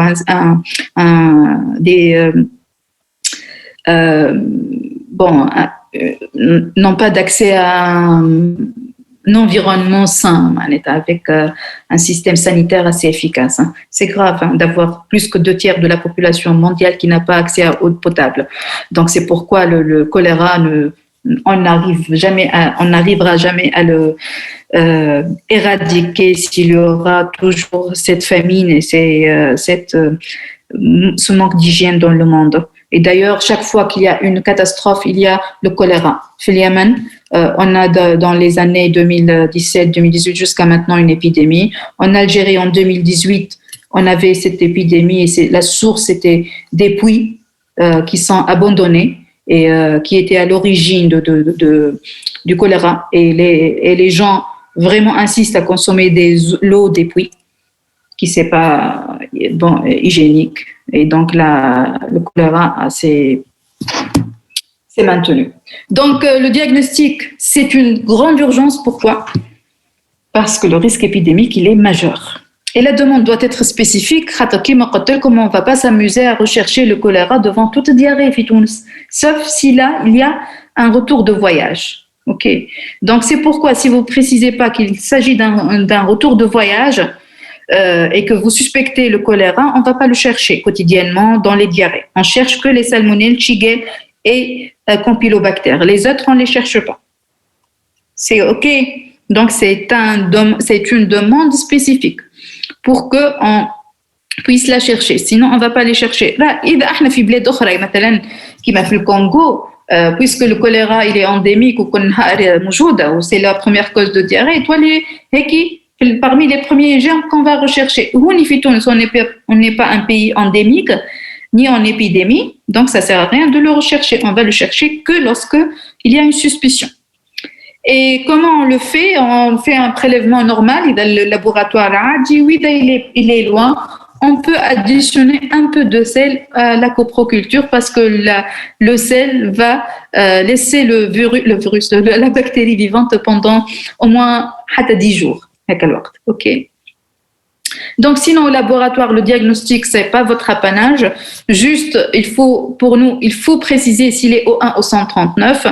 On a une possibilité d'avoir un test rapide, comme les tests de Covid, maintenant. Donc, c'est juste, on met la goutte de sel ici et par des réactions anticorps-antigènes, on peut voir s'il y a les antigènes du choléra dans les selles ou pas. Ça, c'est important pour les épidémies. Pas pour un diagnostic au laboratoire si on est phytounes, مثلا. Ça, c'est juste pour les épidémies. Le traitement, comme je vous ai dit, c'est la réhydratation. Le premier traitement, c'est compenser l'eau perdue. D'abord, on commence par la voie orale et si par la voie orale, on arrive à réabsorber de nouveau l'eau qu'on a perdue et récupérer l'équilibre hydroélectrolytique, c'est bien. Sinon, on passe à l'IV, l'intraveineuse. Et ça arrive à guérir 99,99% des cas. Hein. OK, donc c'est vraiment 99% des cas. 1% peut mourir en présence de traitement. L'antibiotique, il n'est indiqué que pour les cas graves, les déshydratations majeures, parce qu'il ne fait que, en fin de compte, augmenter les résistances. Il a la possibilité de diminuer l'importance de diarrhée et diminution surtout de l'expression du vibrio choléré. Il diminue la contamination. Mais quand même, il y a un risque d'augmentation de résistance. Donc, en absence de traitement, c'est 50% mortel. En présence, c'est que 1%. Donc, le traitement, la réhydratation, c'est spectaculaire. Comme c'est l'hygiène et les vaccins. Malheureusement, les vaccins ne sont pas efficaces à 100%, que 2 ans et 60% simplement. Donc, c'est dédié que pour les voyages en zone d'endémie, voilà les populations à haut risque, les zones endémiques. OK. Vous avez des questions pour le choléra? Oui, madame. En fait, شنو le mécanisme اللي يخلي les vomissements في le syndrome colérique? في toutes les diarrhées, c'est l'hypocalémie. Moi, on perd beaucoup d'électrolytes. وقت البوتاسيوم ينقص في الدم, il déclenche les vomissements. Le centre manette qui code le vomissement dans notre cerveau, il est stimulé par une hypocalémie. Donc, on doit corriger l'hypocalémie, on doit augmenter l'apport en potassium. Le café a beaucoup de potassium, donc c'est pourquoi c'est très efficace. Vous avez fait les diarrhées, elle apporte de l'eau et du potassium. Diarrhée, le vomissement. Et il y a beaucoup de minéraux. C'est le seul avantage que pourrait avoir le Coca-Cola. C'est le traitement des diarrhées. D'accord. Voilà. Ok. برشا سكر زاد يا مدام. نعم. برشا سكر. Hey, que c'est bien pour les diarrhées, donc ça augmente l'apport en eau et en sels minéraux et en sucre aussi pour la diarrhée. Or ça c'est pas indiqué. Donc c'est ça, vous avez déjà vu ça, tout ça dans la vidéo. Ok, on termine. واضحة الكوليرا. On termine les 2 autres causes de diarrhée rapidement. Donc, il y a beaucoup de causes de diarrhée. On ne va pas les chercher toutes, les causes devant une diarrhée. Lorsqu'on indique une coproculture, déjà qu'on cherche systématiquement tout le temps, salmonelle, shigelle, campylome. Dima, la coproculture est dans le laboratoire. Les SS, c'est qui est le milieu SS pour le salmonelle shigelle? Le milieu SS, c'est pour les salmonelles shigelle. On dit le milieu campylobacter. Et la coprostandard, c'est ce qu'on cherche en absence de renseignements cliniques. Et dites choléra, je suspecte le choléra, ou une diarrhée post-antibiotique. Je cherche les autres bactéries, mais Clostridium difficile. Si le malade il est sous antibiotique ou hospitalisé. Vibrio choléré, s'il y a un retour de voyage, les E. coli entéropathogènes, s'il y a un syndrome urémique hémolytique. Et tu suspectes quelque chose, tu dois la demander autre salmonelle, shigelle, campylobacter. Voilà. Sinon, on ne peut pas rechercher toutes les causes en même temps. Clair ou là? Ça, c'est toujours chercher. Ça, c'est selon le contexte clinique que vous devez préciser. Bien. Donc, en campylobacter, c'est une bactérie aussi responsable de diarrhée invasive, donc diarrhée fébrile, gastro-entérite. C'est comme je vous ai dit, c'est de l'invasion. Elle va surtout faire une inflammation de la sous-muqueuse. Qui met le vibrio en virgule. Le vibrio, et c'est une bactérie au-dessus du tube digestif des animaux, de la volaille. Les volailles, elles sont les pourvoyeuses de beaucoup de bactéries. Déjà, l'inachrine, transmise par la volaille. Salmonelle. Les salmonelles. La deuxième, c'est le campylobacter. Les 2 bactéries les plus responsables de diarrhée, salmonelle ou le campylobacter, sont véhiculées par la volaille.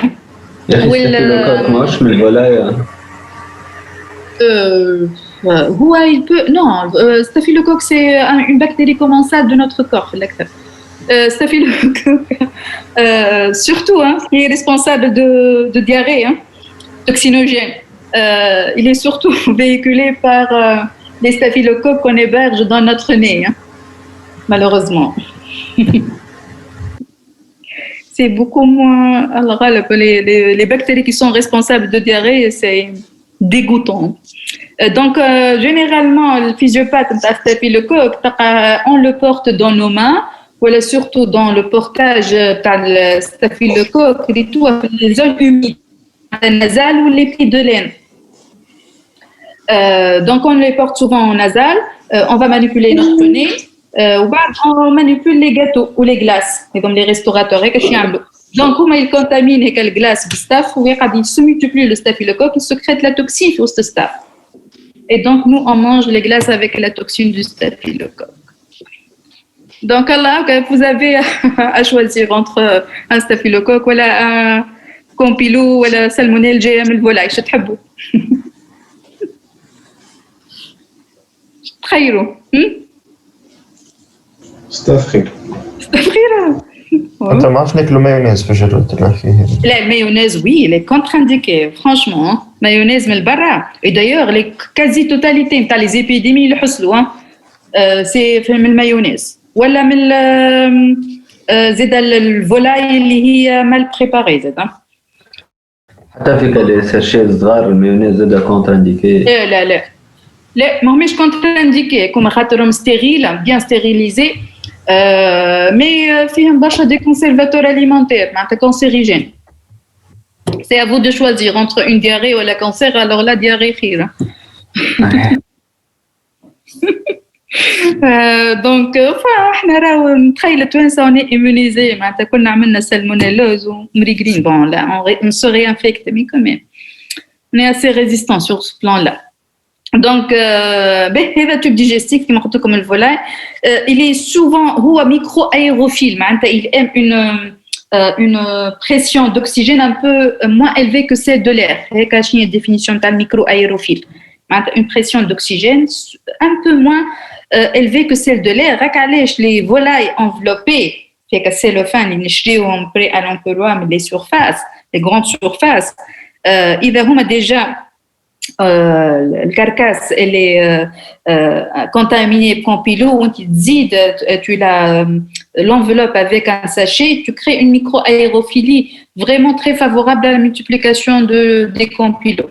Et donc ils sont très très très pourvoyeuses de compilobactérioses. Les volailles achetées comme ça, elles doivent être vraiment très bien cuites. Et surtout il faut se méfier des plans de travail qu'on utilise dans les cuisines. Il faut bien les désinfecter. Si tu ne le désinfectes pas, ça peut persister le compilo radis. Donc, il vaut mieux congeler directement la viande de volaille achetée parce que comme ça, le compilo peut mourir en congélateur. Les diarrhées sont des diarrhées fébriles ou elles peuvent être compliquées d'un syndrome de Guillain-Barré qui est une polyneuropathie périphérique ascendante, une paralysie périphérique. Donc, c'est un syndrome immunologique d'auto-immunité qui peut être grave, mortel, mais dans le traitement, il est possible par la réanimation. Donc, les compilés. La plasmaphérése. Oui. صح كيفاش عرفت كيما يعملوا تويك للوقت فما دي plasmaphérése qui est proposé pour le Covid. Mais bon, l'un des syndromes de Guillain-Barré, le cause, c'est les campylobactères. Et c'est la deuxième ou la première cause. Entre salmonelle ou campylobactère, c'est quasiment la première cause, on peut dire. Et qui m'a rappelé comme la transmission, surtout par la volaille. Diagnostic, vous allez rien apprendre. Madame? Tout ça. Oui. الدياري اللي تعملها هذه الكومبيلوباكتير دياري شو اسمه اكوز والميكانيزم انترو انفازيف mécanisme entéro-invasif déjà هوني campylobactère. D'accord, c'est entéro-invasif, c'est une diarrhée fébrile. Les diarrhées فما دو ريتو لي توكسينوجين فما شويه ستاف اوريوس وفيبريو كوليري وهذه ما عندناش احنا الزوز ما عندناش في تونس عندنا كان ستاف اوريوس هذوما دي فواياجور L'invasive, هي تجي هوني campylobacter, elle va détruire elle va s'attaquer تدخل via les cellules M, elle s'attaque à la sous-muqueuse sans détruire la cellule épithéliale. Mais c'est inflammatoire, femme fièvre ou femme émission de PNN dans le sang, dans les selles. C'est un syndrome gastro-entéritique. Gastro-entérite, معناتها fièvre, vomissement, diarrhée.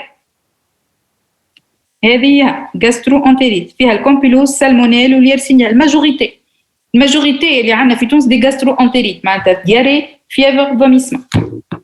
واضحة. Donc كومبيلوز سالمونيل يرسينيا الشيكولي انتيروباثوجين كلوستريديوم ديفيسيلي اللي باش نراو كلهم sont des diarrhées fébriles. حتى هذه diarrhée fébrile mais des selles glérosanglantes أكثر منهم خاطر فيها destruction double de la sous-muqueuse ou la muqueuse. Claire, j'ai répondu. Oui, ça va, merci. D'accord. Donc, diarrhée fébrile. Donc, le diarrhée fébrile, c'est gastro-entérite. Donc, diagnostic, c'est une bactérie un peu exigeante.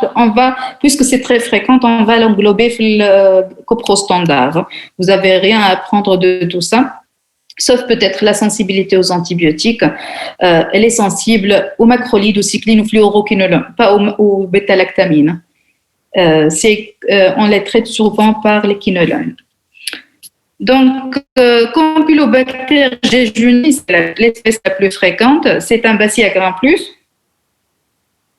Bactérie résistante aux macrolides. Elle peut provoquer des diarrhées fébriles.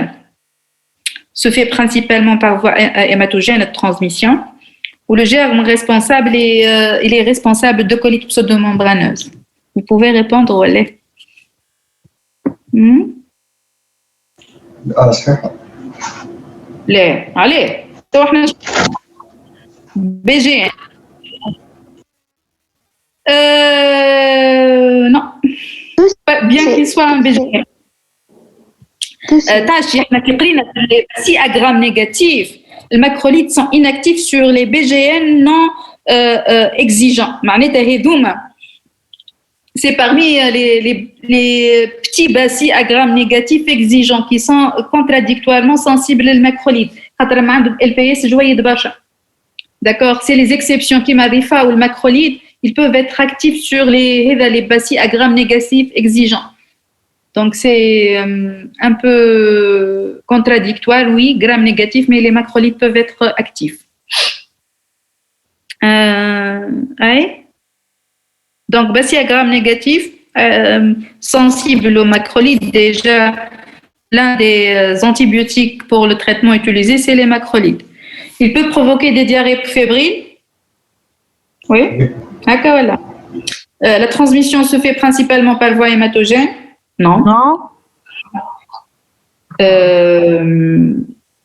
Le principal germe responsable de colite pseudomembraneuse, non, on va le voir tout de suite, c'est Clostridium difficile, qui est responsable de colite pseudomembraneuse. Donc, quelles sont les bactéries qui peuvent être transmises à l'homme par la volaille? Brucella tomarito halais, donc c'est par les bovins. BD. Campylobacter, oui. Salmonelle typhi, elle est transmise par quoi? Les os. Oui, yani par l'homme. Interhumain, c'est l'homme qui est le réservoir. Typhimurium, oui. Typhimurium, c'est la volaille. Les volailles, oui. Donc, entéro-hémorragique, c'est les bovins. Comment ça chez les bovins? Et parmi les souches qui sont de Escherichia coli pathogènes spécifiques. Donc,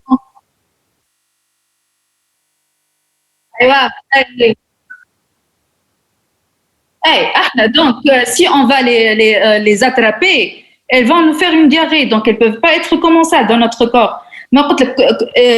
Escherichia coli, c'est une espèce très particulière. Certaines souches, l'espèce, sont pathogènes spécifiques, il y a des diarrhées, qui m'a dit l'une, ou femme وحيد commensal, ما عندهم حتى facteur de virulence. C'est qu'on peut les porter à l'état normal sans être malade. Ou إذا on se contamine avec, on va développer une diarrhée.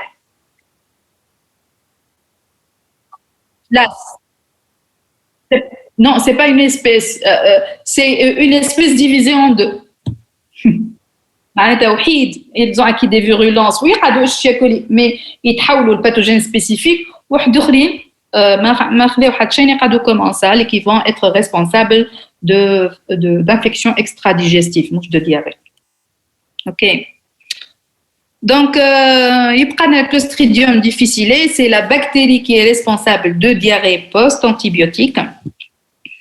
En fin de compte, vous allez voir les Clostridium avec les bactéries anaérobies strictes. Donc, ce sont des bactéries qui ne peuvent pas vivre à l'air ambiant. OK. Donc, ce sont des bactéries qui ont l'absence d'oxygène. Et ce sont des bactéries qui vivent beaucoup avec Clostridium difficile dans l'environnement hospitalier et il est commensal de notre corps. On peut le porter à l'état normal. On a des bactéries anaérobies dans notre tube digestif, y compris Clostridium difficile. Mais on le porte à l'état normal chez Miamlan. Donc, cette bactérie-là, c'est l'espèce type de bactérie qui a la capacité de sporuler, de se transformer en spore. Chaque fois, la bactérie peut se transformer en spore. Donc, oui, c'est donc presque hibernation. Juste l'ADN est enveloppé d'une coque très solide et peut persister des années, des milliers d'années dans Clostridium tetani. C'est un Clostridium. Une autre espèce, c'est difficile. Donc, Clostridium tetani, il vit sous forme de spore aussi dans la terre. Il est responsable du tétanos. Ou il est responsable de diarrhée. Mais on peut le porter à l'état normal sans que l'on développe une diarrhée. En fin de compte, qui m'a le Clostridium, qui m'a le Vibrio cholerae, c'est que les Vibrio cholerae toxinogènes. Peut-être c'est que au 1 au 139 les 1 de toxines. OK. De cholérique. L'autre n'a pas de toxine cholérique. Qu'est-ce que je choléra? Le Clostridium difficile, ce sont que les souches qui sont toxinogènes et les amènent diarrhée. OK. Donc, on peut le porter sous forme asymptomatique, généralement 3% jusqu'à la moitié des gens qui sont sous antibiotiques vont porter du Clostridium difficile. Particulièrement, résistant au bêta-lactamine. Donc, le bâche des bêta-lactamine, il va porter beaucoup de Clostridium difficile. Et il est responsable de 25% des diarrhées post-antibiotiques, surtout lorsqu'on prend les bêta-lactamines, ou la colite pseudomembraneuse, qui est une forme très grave de colite, qui m'a fait pseudomembraneuse. Vous voyez le côlon qui est tapissé de pseudomembranes, qui n'est que la destruction des cellules épithéliales et la formation de pseudomembranes, qui m'a fait l'angine pseudomembraneuse. Donc, pseudomembrane au niveau de la muqueuse colique. Et c'est une infection qui se manifeste par des diarrhées, des fièvres, une distension abdominale et qui peut même se compliquer par des perforation, péritonite même. Donc, obstruction faite de la colite pseudomembraneuse, vous allez la voir en gastro. Mais l'agent responsable, dans presque 100% des cas, c'est Clostridium difficile. Comme je vous ai dit, c'est surtout les aminopénicillines qui déclenchent les diarrhées à Clostridium difficile. L'épidémiologie, vous n'êtes pas censé. Donc, juste apprenez que c'est une diarrhée post-antibiotique ou les années les spores sont résistantes c'est une bactérie qui sporule et les spores ne sont pas détruites par l'alcool par les solutions hydroalcooliques et l'alcool gel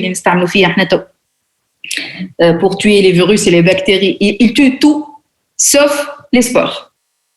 Et puisque les pays européens, ça fait des années, à peu près une vingtaine d'années, ils ont fait les solutions hydroalcooliques en remplacement au lavage des mains par l'eau et le savon, les spores à l'hôpital ou filidine. Donc, les solutions hydroalcooliques, les infections à Clostridium difficile ont grimpé.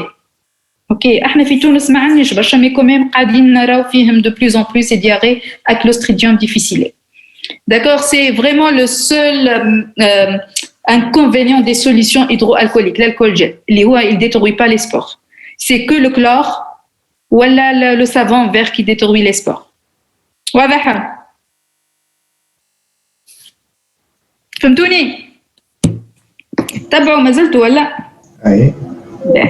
Ok, donc c'est pourquoi les diarrhées et le Clostridium difficile sont beaucoup plus fréquentes suite à l'augmentation de l'utilisation des solutions hydroalcooliques ou l'alcool gel pour la désinfection des mains ou l'hygiène dans les hôpitaux. Donc, comment on se contamine? On prend soit qu'on les porte déjà à l'état normal dans notre tube digestif. Il faut qu'on soit porteur d'une souche toxinogène ou on se contamine à l'hôpital. Et le plus fréquent, c'est qu'on la prend au niveau de l'hôpital, d'autant plus qu'elle ne résiste pas à les solutions hydroalcooliques. Donc, l'hôpital, je me torade. Surtout, il y a l'eau de Javel pour la décontamination des surfaces. Donc, et en plus, on se contamine par cette souche ou on déséquilibre la flore. Nervo des antibiotiques, on va tuer la majorité des bactéries, surtout nervo des bêta-lactamines, où il est résistant aux bêta-lactamines ou macrolides. Donc, on va développer, on tue les autres. On va le clostridium qu'on a attrapé à l'hôpital, voilà, qu'on a déjà dans notre corps, il va se multiplier et il va sécréter beaucoup ces toxines. Les deux toxines qu'il sécrète et qui peuvent être entérotoxiques, c'est la toxine A ou le B. Donc, on se contamine par le Clostridium difficile, on tue les autres bactéries de notre flore digestive et on le laisse se multiplier et sécréter ces deux toxines qui sont entérotoxiques. La toxine A, elle va, en fin de compte,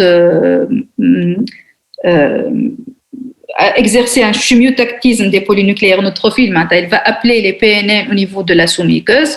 Ou toxine B, elle est plutôt cytotoxique. Elle va attaquer les jonctions intercellulaires et favoriser la polymérisation des filaments d'actine qui m'appellent et elle va, autrement dit, presque détruire, donner une inflammation de la muqueuse ou sous-muqueuse. Donc, c'est une diarrhée invasive par les deux toxines A entérotoxiques ou l'autre cytotoxique. Le B s'attaque aux cellules ou elle fait recruter les PNN pour amorcer une réaction inflammatoire. C'est pourquoi on aura une diarrhée fébrile avec une hyperleucocytose qui est synonyme de diarrhée à Clostridium difficile si elle est post-antibiotique. C'est clair à peu près la physiopathe. On ne se contamine pas un Clostridium difficile qui doit être toxinogène. Ils ont les toxines A ou B. Donc, la toxine, on se contamine pas Clostridium difficile qui est toxinogène et en plus, on prend des antibiotiques qui détruisent les autres ou laissent-le se multiplier. Il va être présent en une grande quantité dans notre digestif, sécréter ces deux toxines qui vont être responsables de peut être assez grave si elle se complique de colite pseudomembraneuse. Sinon, le traitement, c'est l'arrêt de l'antibiothérapie ou donner du métronidazole qui est un antibiotique anti-chenou. Il agit que sur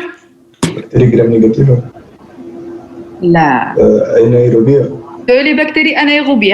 On a déjà, c'est une bactérie anaérobie stricte qui est résistante les bêta-lactamines ou les macrolides. Elle est très résistante aux antibiotiques, la bactérie anaérobie. De façon à quand les antibiotiques, les bactéries de la flore digestive, qui elle va se multiplier et sécréter sa toxine. Diarrhée. Mais sinon, on se contamine bien, on mange des antibiotiques, mais on des antibiotiques, on la flore. Mais si on prend des antibiotiques, on les bactéries de la flore, on se multiplient. Un antibiotique qui agit sur cette bactérie, qui n'est que le métronidazole, qui est une bactérie qui agit sur toutes les bactéries anaérobies. C'est là le traitement. Voilà le vancomycine qui est anti-paroi. C'est une grosse molécule, donc elle agit que sur les bactéries gram positives. C'est un bacille à gram plus anaérobie. Ok. Donc, et comment on fait le diagnostic d'une telle diarrhée? Je me trouve une diarrhée à Clostridium difficile s'il est toxinogène. Donc, il ne suffit pas qu'on isole que Clostridium difficile. Est-ce qu'il est sécréteur de toxines? Voilà. Le Clostridium difficile ne veut pas dire qu'il est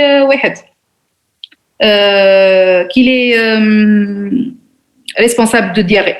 Qui m'a vibrio choléré, vibrio choléré, ne signifie pas choléra. Ils ont que O1 au 139, que O1 au 139 sont toxinogènes. Le Clostridium difficile, à lui seul, il n'est pas responsable de diarrhée, sauf s'il est toxinogène, on peut servir des antibiotiques. Donc, devant une diarrhée, on peut dire qu'elle est due à Clostridium difficile que si on met ces toxines, le A ou le B, dans les selles. C'est pourquoi le plus adéquat, c'est pas de rechercher directement la bactérie, mais de rechercher ses enzymes dans les selles. Donc, il y a les enzymes, il y a les bactéries. Donc, le plus facile, c'est de chercher les toxines A et B de Clostridium difficile dans les selles, que ce soit par un test rapide. C'est très rapide, en 15 minutes, on met une goutte de sel sur ces plaques-là. Ils vont détecter par réaction antigène-anticorps s'il y a la toxine de Clostridium difficile, voilà, par PCR, comme on fait maintenant pour la Covid.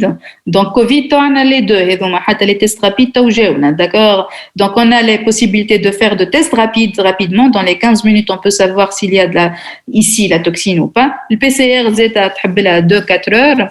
Ou la culture, et on met en évidence Clostridium difficile. بعد ما تطلع la bactérie sous forme de colonie, tu cherches si elle est aussi sécrétrice de toxines. Voilà. Donc, c'est pas très utile. Les plus rapides, soit rechercher directement la toxine par PCR, méthode anticorps antigène, un test rapide directement dans les selles. Ou traitement, bien sûr, si on se contamine par Clostridium, prendre des antibiotiques, tuer les autres bactéries, le laisser se multiplier, sécréter sa toxine. Donc, pour traiter cette diarrhée, on doit arrêter l'antibiotique. Si ce n'est pas efficace, l'arrêt de l'antibiotique qui est pris pour une autre infection, là, pour traiter une septicémie, une méningite, une pneumopathie, on doit l'arrêter. Si on ne peut pas l'arrêter, on doit ajouter un antibiotique qui détruit Clostridium difficile, qui n'est que le métronidazole ou le vancomycine. Antigramme plus. On le cherche que s'il y a une diarrhée. Post-antibiotique. Post-antibiotique. Ben, quelles sont les diarrhées qu'on peut chercher, qu'on doit chercher devant une diarrhée liquidienne après un retour en Afrique, de voyage en Afrique? Choléra. Ben, ou diarrhée nosocomiale. Diarrhée post-antibiotique. C'est difficile. Ah, d'accord. Clostridium. Difficile. Devant compliqué d'un syndrome urémique hémolytique. Le CEH. Le Escherichia coli entéro-hémorragique comprend qu'on se contamine à partir des viandes de bovins. Les bovins. Une diarrhée compliquée d'un syndrome de Guillain-Barré. Campylobacter. D'accord. Donc ça, devant une diarrhée de retour en voyage, c'est choléra. O1, au 139. Bien sûr, il ne suffit pas de dire cholérique. Il y a O1, il y a au 139. Et bien, il y a ça. OK. Au 139, c'est ça. OK. Ben, diarrhée nosocomiale, c'est Clostridium difficile qu'on doit chercher au premier plan. Nosocomiale, post-antibiotique. Compliqué d'un CHU, c'est Escherichia coli au 157, qui est véhiculé souvent par les viandes. Ou le syndrome de Guillain-Barré, la bactérie qui donne le plus de complications de Guillain-Barré, il y a Campylobacter. Donc, vous voulez qu'on corrige les questions de Emerson? Oui.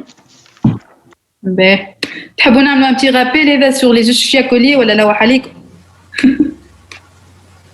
Donc, كما قلت لكم هذه الشيشة كولي سي ما هما deux types. فما وحيد commensal وحيد il acquiert des gènes de virulence particuliers qui les rendent pathogènes spécifiques responsables de diarrhée. Et comme فيهم quatre types.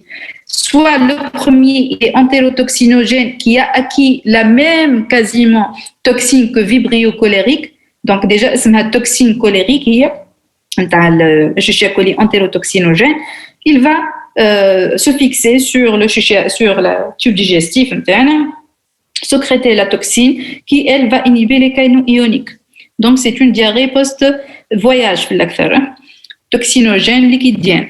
L'entéro-invasive, c'est quasiment comme Shigel, c'est une bactérie Escherichia coli qui a acquis les gènes de virulence de Shigel qui les rendent capables de pénétrer dans notre intestin, dans les cellules intestinales, se propager en stimulant la polymérisation des filaments d'actine et ainsi détruire la cellule intestinale, les cellules intestinales, et donner une réaction inflammatoire intense ici. Donc, donne une diarrhée, un syndrome de glérosanglant, diarrhée invasive. Entéropathogène, c'est une bactérie Escherichia coli qui a acquis les gènes d'intimine qui effacent les microvillosités. En fin de compte, ils vont vraiment effacer les villosités, les microvillosités, le lieu où se passe l'absorption digestive. Donc, ils vont donner une diarrhée liquidienne, mais avec un peu de fièvre due à la stimulation d'une inflammation aussi sous-muqueuse. Donc, c'est une diarrhée qui plutôt donne des syndromes de gastro-entérite chez les enfants. Donc, c'est pas très fréquent en Tunisie, franchement. La deuxième, la entéro-hémorragique, c'est une diarrhée qui efface les microvillosités, les gènes de virulence, et en plus, elle sécrète une toxine qui, elle va diffuser et donner des lésions hémorragiques au niveau de l'intestin, puis colon, de façon à diarrhée hémorragique. Donc, elle va s'attaquer au vaisseau du côlon et aussi au vaisseau des reins de façon qu'elle donne une insuffisance rénale. C'est un syndrome hémolytique urémique. Hémolytique urémique, une hémolyse due à l'attaque des vaisseaux des reins. Hémolyse et urémie, insuffisance rénale. Et donc, c'est une diarrhée, si elle se complique de syndrome urémique et hémolytique, elle est mortelle. Hein.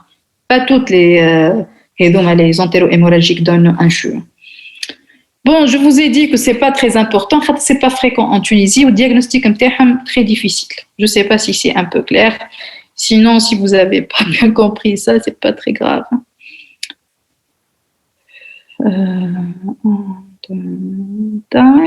Une petite révision, on a plusieurs questions. Ok. Donc, Escherichia coli est naturellement sensible. Il y a on doit arrêter. علاش؟ اسمع تحبوا تكملوا ولا واحد؟ قالوا لي راهو في الأربعة عندكم كور. مازالوا دريجين. أي نكملوا هذوما باهية. Bon, ceux qui veulent arrêter, ils peuvent le faire. Sinon, à 14h, à 16h, je dois arrêter. On va le faire rapidement.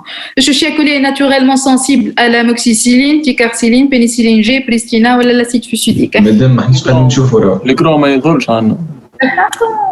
ويحلى في فيديو أخرى في ديابو أخرى. ديابو نتاع شنو؟ تاع l'exercice هيك نازوكوميال وكومبليكي ساندروم غيون باغي والكل. مالا أنا وريتكم لي زوكولي كل انتيرو هيموراجيك وما ما قلتوليش. باهي اوكي. خاطر مساكة وين جو باهي. كذا. أي vous avez raison حقني.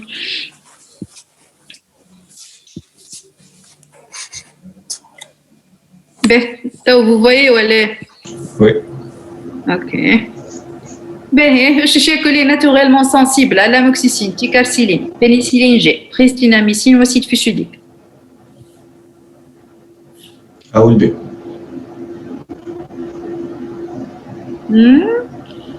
A ou le B?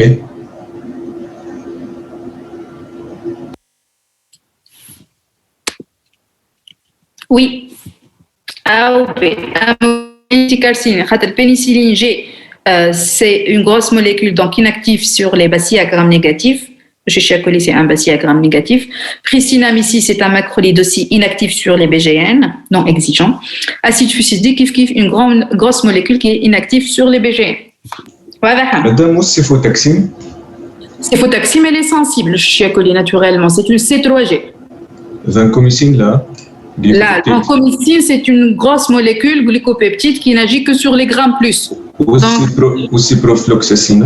Normalement, c'est sensible naturellement au quinolone. Chez Chiacoli, elle est sensible à toutes les molécules à part ceux inactifs sur les grammes négatifs.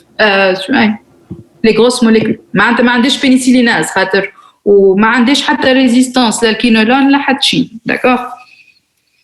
Les entérobactéries, كلهم sensibles à la ciprofloxacine naturellement, aux céphalosporines de 3e génération, aux aminosides. D'accord. Klebsiella pneumoniae, elle est sécrétrice de quoi naturellement? Groupe شنو؟ Pénicillase. عندها pénicillinase, elle est résistante naturellement aux pénicillines. L'amoxicilline شنو هي؟ Pénicilline A. C'est une pénicilline, donc elle est inactive à la Klebsiella. Elle n'est pas هي ماهيش sensible naturellement. Ou ticarciline. كيف C'est une pénicilline, donc inactive. Carboxypénicilline. Ou céphalotine. C'est une C1G, qui est déjà مكتوبة. Donc sensible. Le vancomycine. Déjà قلناها تو. Glycopeptide. Donc, grosse molécule inactive sur...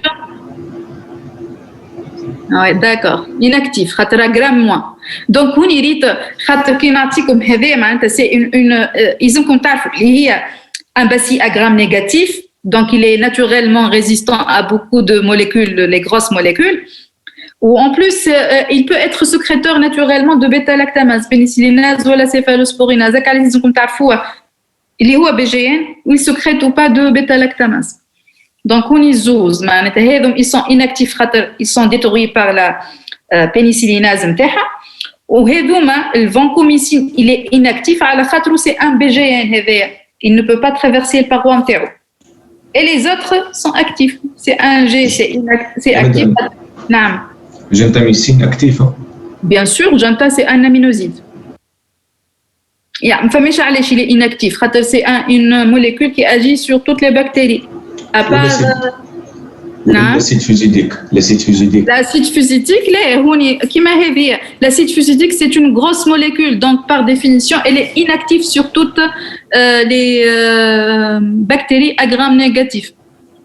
ما قلنا هيكم les bacilles à gram négatif كلهم Chiacoli ou Klebsiella, les entérobactéries, comme des bacilles à gram négatif. Donc, les grosses molécules, l'acide fusidique,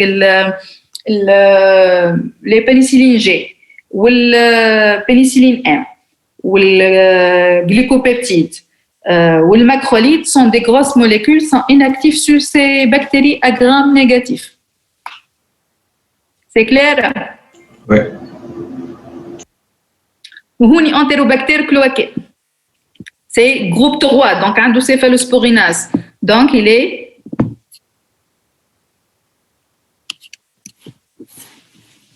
il est sensible, il est naturellement sensible à la ticarciline, l'amoxicilline, là, il a une céphalosporinase.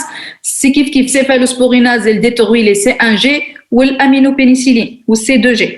Donc, C1G, elle est détruite par la céphalosporinase. L'amoxicilline aussi, elle est détruite, il a une céphalosporinase. Ticarciline, elle n'est pas détruite par la céphalosporinase, donc actif. Les macrolides ne sont pas actifs, c'est un bacille à gram négatif, donc il est inactif. Il n'est pas sensible aux grosses molécules. Macrolide, c'est une grosse molécule, donc inactive sur les bacilles à gram négatif, je répète, non exigeant, qui met les entérobactéries, ou le colistine, elle est active sur tous les bacilles à gram négatif, donc y compris entérobactères. Voilà. Oui, Madame, codistine, c'est pas un polypeptide. c'est polymyxine. Oui, polypeptide, polypeptide. C'est pas une grosse molécule. Non, c'est les lipopeptides Ah, d'accord. molécules. Oui, d'accord. Ok. Donc, daptomycine, une autre molécule. Donc, une souche de Escherichia coli productrice de bêta-lactamase à spectre élargi. C'est une bêta-lactamase qui hydrolyse toutes les bêta-lactamines à part l'hémipénème. Donc, l'amoxicilline, pénicilline hydrolysée, ticalciline hydrolysée, pénicilline G hydrolysée, c'est un Escherichia coli déjà, il est naturellement résistant. C'est une grosse molécule. Cefotaxime, c'est une C3G, donc hydrolysée par ces bêta-lactamases à spectre élargi. Donc, il ne reste que l'imépène. Voilà. Oui. Donc, une souche qui est productrice de carbapénémase, bien sûr, toutes les bêta-lactamines vont être inactifs. Les aminosides ne sont pas hydrolysés par les carbapénémases, ne sont pas une bêta-lactamine. Donc, normalement, il peut être sensible, hein, comme il peut avoir une résistance. Mais quand même, le carbapénémase n'agit pas sur l'amicacine, qui est un aminoside. Les antibiotiques qui agissent sur les bactéries à gram négatif sont... شنو معي؟ الدواء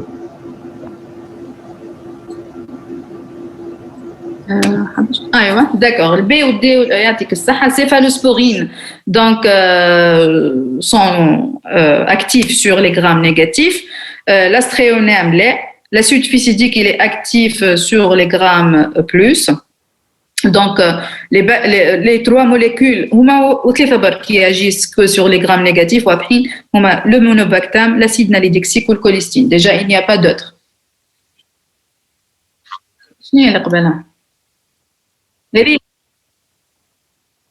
Les antibiotiques.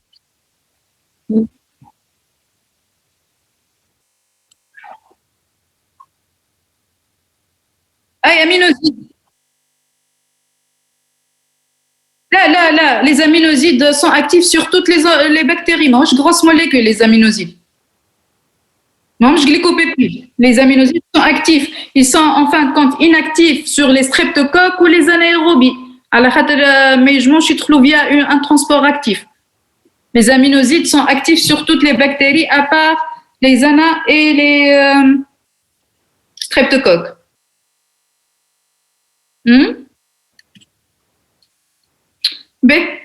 Les antibiotiques agissent que sur les grammes plus, mais les grosses molécules. Les grosses molécules. Normalement, tu as fond. Fait ça. BCE. Vancomycine ou acide fusidique. Les grosses sont pénicilline G, vancomycine, glycopeptide ou acide fusidique. Céphalosporine ou acide nalidixique, des petites molécules. Les antibiotiques bactéricides. Je crois qu'on a que les bactéricides à part ceux qui inhibent la synthèse protéique. Donc, la pénicilline G, le vancomycine ou l'aminoside sont bactéricides. Macrolides sont des inhibiteurs de protéiques ou l'acide fusidique inhibiteur protéique. Donc, bactériostatique. Bristopène, là. Bristopène, c'est la pénicilline M. Elle est bactéricide. Les bêta-lactamines, que l'on bactéricides. D'accord. À part, comme ceux qui sont bactériostatiques, pour faciliter la hafada, كلهم bactéricides, à part ceux qui inhibent la synthèse protéique, les 6 familles qui inhibent la synthèse protéique, نحي منهم les aminosides qui sont les plus bactéricides. Qui inhibent la synthèse protéique, mais très bactéricide. Salmonelle typhimurium est une bactérie pathogène spécifique, strictement humaine. Spécifique.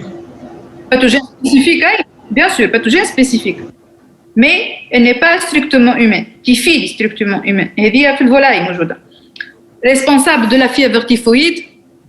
Non. Parmi les sérotypes les plus fréquents, les TIAC, les toxi-infections alimentaires collectives. Oui. Appelé bacille de Shiga. Non. Shigella, donc c'est A ou D. B.